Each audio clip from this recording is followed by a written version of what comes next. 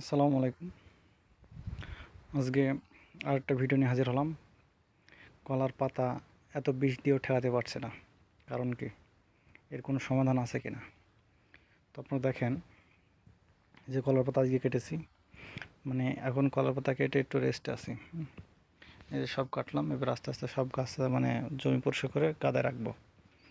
এই যে দেখেন, এই যে কলার পাতা আস্তে আস্তে ঘোড়া লাগছে। এখন কীটনাশক তো আপনারা দেখেনই যে আমি কী ধরনের মানে কী পরিমাণে কীটনাশক প্রতি সপ্তাহে সপ্তাহে বিষ স্প্রে করছি।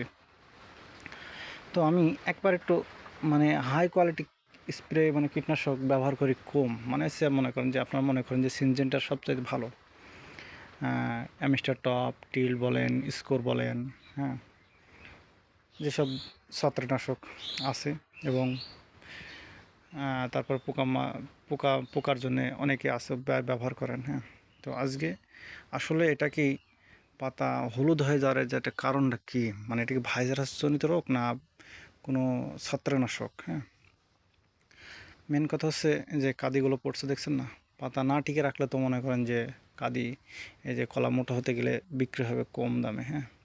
এখন মেন চিন্তা হচ্ছে যে পাতা ঠেকাতে হবে, যেভাবে হোক যে মূল্যে হোক, যত বেশি লাগুক, মানে যত হাই কোয়ালিটি বেশি লাগুক, পাতা ঠেকাতে হবে। পাতা না ঠেকাতে পারলে কলা মোটা হবে না এবং পাটি আসলে কলা বিক্রি করা যাবে না, যতই বড় কাদি হোক না কেন, হ্যাঁ।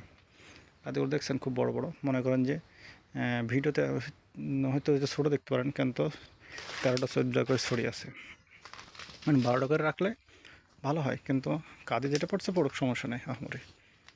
এই যে এটা এটা বলতে 12টা আছে, এটা কলাটা কি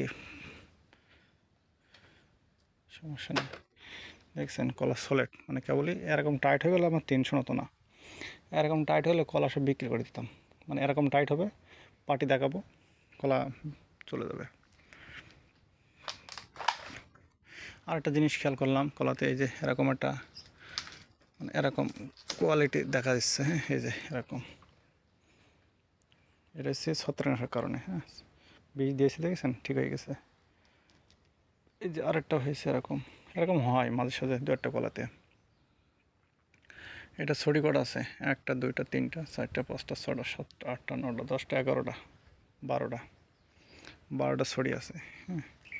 কম বেশি প্রতিটা কাঁদিতে দেখা যাচ্ছে 12-13টা করে ছড়ি আছে, মানে 12টা করে থাকলে হাত দরকার নাই, কিন্তু এই যে বিষ দিয়েও পাতা ঠেকাতে পারছে না, কারণ এই যে কথা হচ্ছে যে বর্ষা, সকল সময় জমি ভিজে আছে, শুকানোর দরকার, শুকালে হয়তো একটু কিছুটা বোঝা যাবে। আর কলা আরেকটা জিনিস খেয়াল করবেন, আপনারা দেখেন কলা স্পট পড়েছে, তাই না? এই যে স্পট বিষ না দেওয়ার কারণে বৃষ্টি কলা স্পট পড়ে, হ্যাঁ। না দেখেন বিষ দেওয়ার পর কলার কোনো স্পট নেই, দেখেছেন? বিষ দেওয়ার আগে যেগুলো হয়েছে হয়েছে, তারপরে কোনো স্পট পড়বে না। এসে বিস্তারিত। আর এখন কী বিষ স্প্রে করতে হবে জন্যে সামনে নেক্সট ভিডিওটা আপনারা পাবেন। ধন্যবাদ।